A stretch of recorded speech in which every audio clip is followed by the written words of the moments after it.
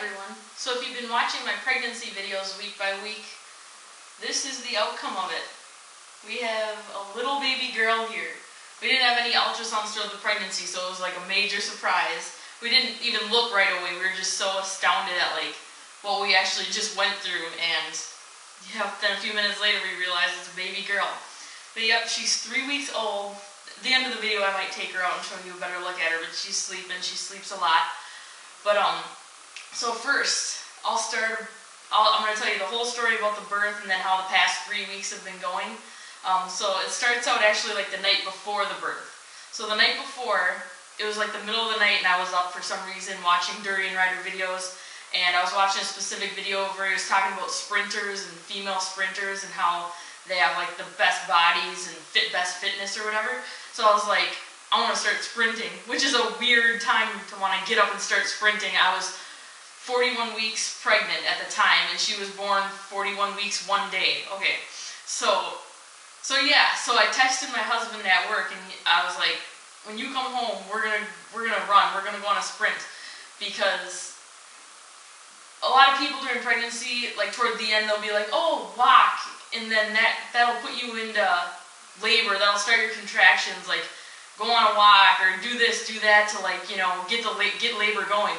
Because I was 41 weeks in one day, and I know I wasn't worried, and I know it's not like an expiration date. I wasn't gonna like go in and get induced or anything like that. But it'd be cool if there was something that could kind of get it going and speed it up, because you know. But and I'm like, I walk all the time. I walk every day anyway, so I don't think walking is really gonna do anything for me. My body's just so used to being kind of active, so I was like, let's go on a run, you know. So we got home from work, and I didn't feel anything yet, and this was like 11 in the morning. And so we walked to this high school, or junior high, that's by our house. It's a couple blocks away. We walked there, and they have a track in back, and so we sprinted a half mile around the track, and then after that we started walking home. And we timed it too, like I wasn't fast at all, you know, I'm friggin' 41 weeks pregnant. I did it in like over 4 minutes. But yeah, I was going as fast as I could. So then we walked home, and we got home, and I ate some pineapple, and I think I had some coconut water too, and then we took a nap, because he had just gotten off work, and he usually sleeps during the day. He usually sleeps during the day. So, you alright, girlie? You good? Okay.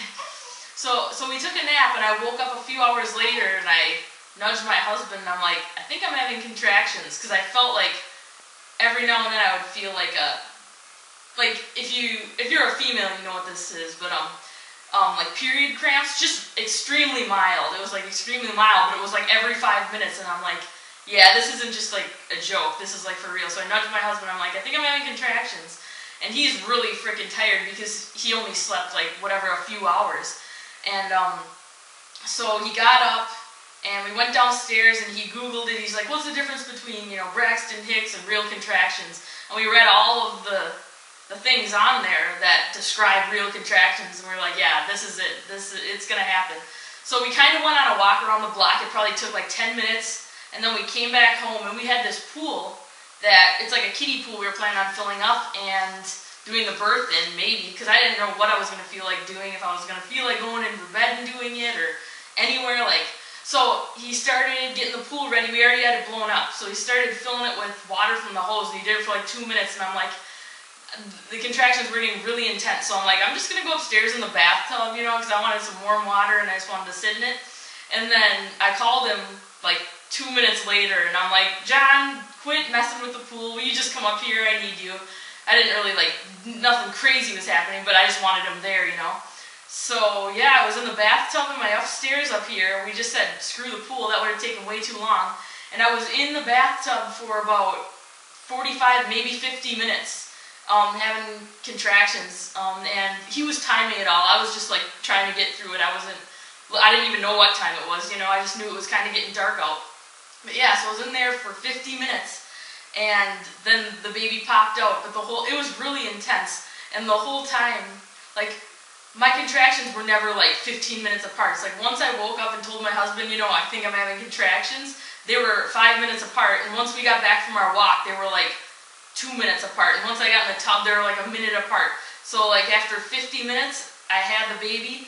My water never broke. I feel like I was kind of throughout the day losing my mucus plug, but it was just like clear stuff coming out. And so I wasn't really even sure like if it was or not. But my water broke probably 30 seconds before the head came out. I heard like a like, I don't even know how to describe it, but like I was like kind of up out of the water, so I heard it break and then it dropped into the water and it was like a splash. And then 30 seconds later, the head came out, and then 10 seconds after the head came out, the body just shot out. And I never pushed. I was just trying to breathe and relax and get through the contractions, and my body just did everything. And I don't know. I mean, it was intense and it was hard, like the hardest thing I've ever done. But I didn't think it was anything like crazy. Like I didn't think I was gonna die. Like I knew it was temporary and we were gonna get a baby out of it, and it was awesome. And she came out. My husband caught her, and my husband and I were the only two people here other than my dogs, but I guess they're not people, but family. So my dogs and my husband and me, and then the baby were the only ones here.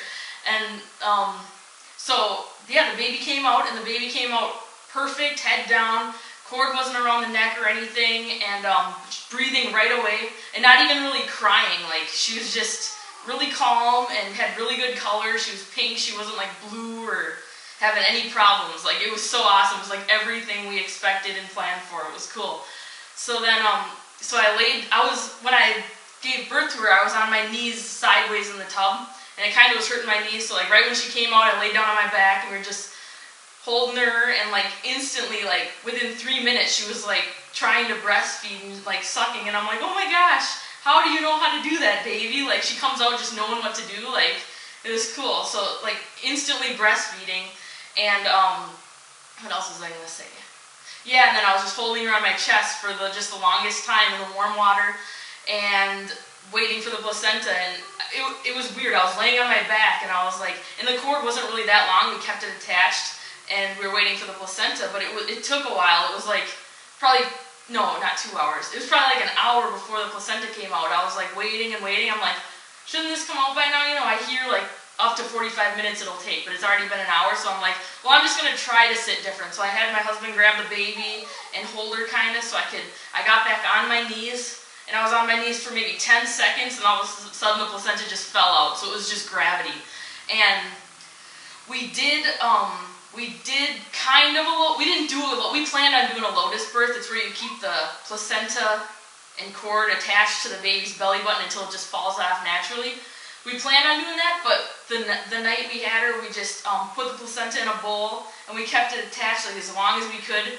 But then I read online that you should if you're gonna eat the placenta, you should wait like no more than 4 hours, and then put it in the fridge or freeze it.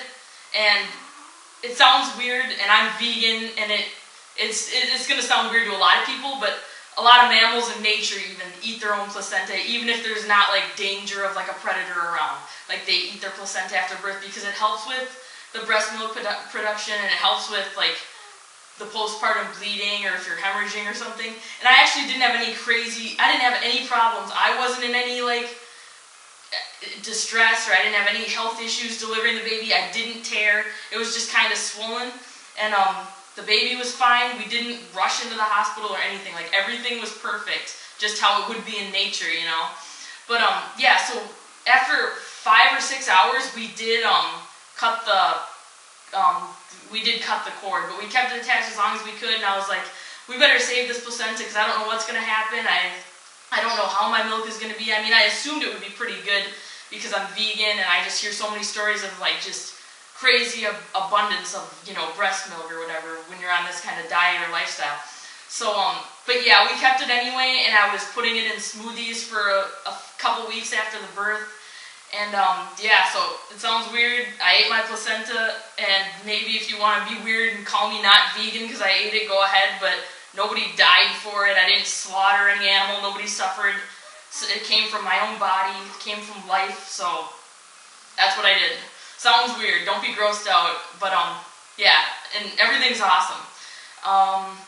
And I hope this isn't TMI if you're a guy watching this or whatever, if you're a chick who's never had a kid before, but you do bleed after birth, and I only like had like heavy bleeding like for 2 days, and then the rest of the time, like the other week and a half after that, it was just so light, and then it was done. It wasn't anything crazy. I didn't have, like, after the birth, I didn't have any cramping after the birth. It was just the contractions for the baby coming out. I never had any, like, pain or anything, like, postpartum after the birth. Never had, I didn't have any health problems. I haven't been into the doctor. The only thing was, and this might be TMI too, sorry if you're a guy watching this, but it was swollen for a while, like probably a week after the birth. So I was sitting in like the tub. I'd fill up the tub like halfway and put some vinegar and some salt and baking soda in there, and I'd soak in there in some hot water every now and then because it would kind of sting when I'd go to the bathroom. But after a week of that, everything was like perfect. Everything's back to normal. I'm trying to think of anything else. I think that's all I have to say about the birth. It was just like a really awesome experience. But I would not recommend having an unassisted birth if you are someone who's unhealthy and doesn't educate yourself on it. Like, it sounds cool, like maybe, but yeah, you really have to take responsibility for your own health and your diet, and you need to be fit, you need to get out there. Yeah, you can't, I wouldn't recommend if you're a meat eater or a dairy eater, if you're someone who smokes or drinks alcohol, because those are all the things that are going to cause complications. Like, I agree, like, sometimes you need a C-section, but it's only because the mother is unhealthy at the time that she's trying to conceive or during the pregnancy. Because if you have gestational diabetes, that's because of dietary choices you've been making and lifestyle choices. So I would not recommend going into this if you are just someone who's unhealthy. So really take responsibility for your own health and for your baby to create like the best life you can and the healthiest so there's no problems. But yeah, everything seriously went like according to like what I planned. It was even like better than planned. My whole labor was probably an hour and a half long. And that's like really fast. I hear women talking about 20-hour plus labors. It's like, how do you sit there and do that for 20 hours? Like, I would not want to do that. So it went really fast, and I'm not going to say it was easy. It was pretty hard, but it was totally worth it, and it was awesome. And then, so it's been 3 weeks now, and I'll tell you a little bit about what happened over the 3 weeks. So the next day, we called family members, and pretty much everyone came over the next day, just throughout the day at different times. Parents or grandparents of the baby, and my sisters and in-laws and my husband's siblings or whatever, everybody got a chance to see the baby the next day. It was kind of hectic because it was like, I gotta feed her, I gotta do all this stuff, but yeah, it was pretty good, and I've been totally busy. I wanted to start doing videos the week after she was born, or even like the day after, just do a quick video, and then do one after a week, and then 2 weeks, and explain how things have been going. But it's seriously been like pretty busy. She eats a lot. Like, my milk is crazy. It is abundant like I assumed it was gonna be. And yeah, she was 7 pounds when she was born, 7 pounds even. We weighed her on our scale, and then she was 19 inches long. So I don't know if that's like a smaller baby or a shorter baby, but I don't know. So we'll just have to see how she grows and stuff like that. She does have quite a lot of hair on her head. I'll show you later toward the end of the video. And let me think. My husband had 2 weeks off work, so he's been back for about a week now. And those 2 weeks, it was really nice having him here, because I would have not known what to do without him. Because I feel like the hardest thing after having a kid is eating enough, getting enough calories in. Because it's kind of hard. It's like I wake up in the morning, I gotta drink my liter of water, then I gotta feed her right away because she's hungry right away. And it's like, when do I eat? So then, like, usually when I'm done feeding her, then I'll make my smoothie. I had a Gatorade this morning, so that's pretty quick and easy. Smoothies are going to be your best friend if you're like a new mom because, get the calories in real fast, pretty easy to make. Yeah. And then, yeah, just eating's really hard. And then when it comes time to make dinner, I've kind of wanted to switch and be kind of more fully raw because we'll get to dinner time, it's like we gotta make our rice or our potatoes or our pasta or whatever it is, and it takes longer than a smoothie makes, so you're not really used to it, and it's like, yeah, I need to hurry up and eat because she's gonna want to eat again and everything, but it works out. Like, I'm so glad I'm vegan and high carb vegan and I have enough energy for all of this because I seriously don't know how other moms do it, or moms that have to go to work, or it's a big change, but I'm totally ready for it, and everything's going good so far, and yeah, it's just beautiful. It's awesome, and I'm so happy, and so happy I chose the way I chose. I don't regret anything I've done, any of this unassisted birth. I would never have wanted to go to the hospital, and it would have just been, I wouldn't have had the same result. It would have been way more stressful. Yeah, it wouldn't have been, I love what I did. I love how we just had her here, sat in the tub for, an hour or two, and then we went in the bedroom. She was born at 8:15 at night too, by the way, 8:15 p.m. And so after she was born, we sat in the tub for a couple hours, and then we took her out, dried her off, wrapped her up in a little blankie, and held her, and yeah, we just slept by her in our own bed that night, and everything's been going awesome ever since. She doesn't have any problems. She doesn't have any sicknesses, any colds, any ear infections, nothing like that. I mean, I'll let you know down the road like what happens, but I don't hear a lot of vegan kids getting sick, or raw vegan kids getting sick, or whatnot. And we have been sleeping with her in our own bed the whole time too, and it's been perfect. No close calls, no nothing. You're not going to roll over on your baby unless you're a filthy drunk or just on medications where you're not aware of what you're doing or stuff like that. So that's been going awesome. Oh, and I'm wearing her. We wear her all the time whenever we go out. Whenever I'm here doing my chores, doing the laundry, cooking food or whatever. And she does sleep a lot. It's like she'll wake up to eat and maybe be up for like another hour or two during the day, but she goes right back to sleep after she eats, and like a lot of people are really shocked, like a lot of family members and stuff. What else? Yeah, so we wear her for the, close connection, skin to skin contact a lot, like when I'm feeding her at night, feeding her in the middle of the night, and yeah, just the only time she would cry is if she's hungry, if she has a diaper that needs to be changed, if she's tired, and what was the other one? Or if she just wants to be held close, And sometimes you just gotta get skin-to-skin contact going and just put her on your bare chest, and she'll just fall asleep on you like that. So I've noticed those are the only reasons she'll cry. And when I notice she's crying, do one of those 4 things or figure out what it is, and she stops and she's fine. Babies they're not crying to try to control you as a parent. They're crying because they want something. They need one of their needs met. So I feel like that's awesome. I feel like that's like an easy fix, Make your baby happy, give them what they need. There was one more thing I was going to say, but I might have forgot. Oh, the diaper thing. I do have diapers on her. I use cloth diapers, but I do plan on doing elimination communication, but it's just, I've got her to go in the toilet one time. And if you don't know, elimination communication is where you kind of look for signals from your baby, and instead of having a diaper on them all the time, you try to get them to go on the toilet or in a little, baby potty thing, So I do plan on doing that because I don't want to train her to poop herself, because I wouldn't want to poop in my pants, It's just not comfortable.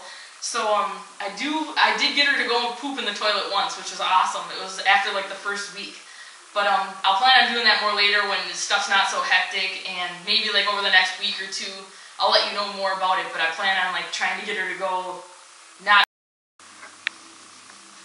Okay, I'm gonna wrap this up real quick. But this is baby Alma Irene Howlett. Sleeps a lot. Loves being in this little hammock. I don't know. I'll put some pictures on with the video too, so you can see what she looked like as a newborn, but this is 3 weeks old. Okay, Alma. There you go. Thanks for watching this. See ya.